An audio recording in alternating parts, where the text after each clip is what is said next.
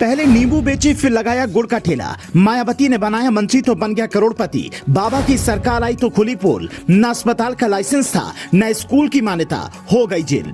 सालों से फैक्ट्री में बेच रहा था अवैध मीट। 29 बिल्डिंग और 22 लग्जरी कार, करोड़ों की संपत्ति सीज।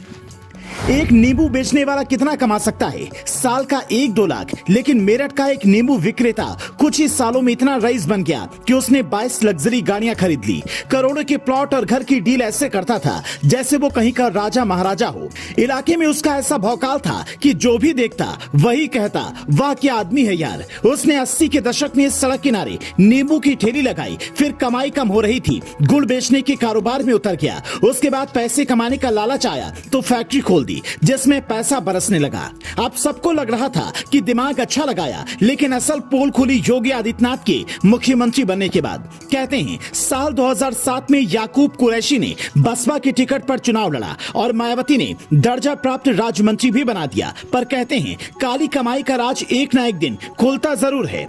जैसे ही सीएम योगी आदित्यनाथ की सरकार आई, माफियाओं पर शिकंजा कसना शुरू हुआ। काली कमाई वालों के काले राज उजागर होने शुरू हुए तो पता चला कि मेरठ में एक ऐसा अस्पताल चलता है जिसका लाइसेंस हाजी याकूब कुरैशी के पास नहीं है। मेरठ के शास्त्री नगर से संचालित होने वाले इस स्कूल की भी मान्यता कुरैशी ने नहीं ली थी। मार्च 2022 में अलीपुर की मीट फैक्ट्री में छापा पड़ा तो 5 करोड़ का अवैध मीट पकड़ा गया।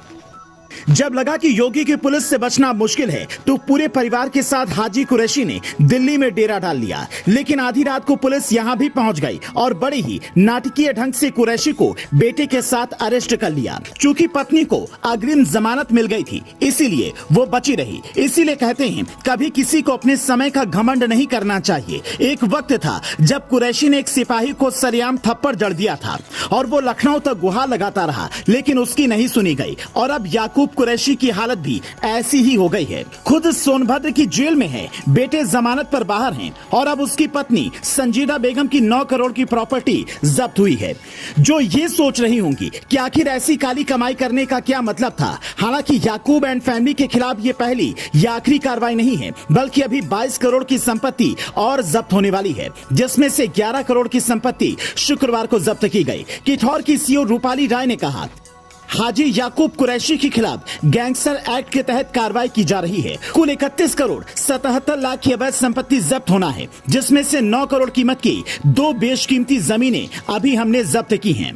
सोनभद्र जेल में बंद याकूब कुरैशी को जेल में जाकर पुलिस ने कुर्की का नोटिस दिया था। कुल 29 बिल्डिंग और 32 लग्जरी गाड़ियों की भी कुर्की होनी है।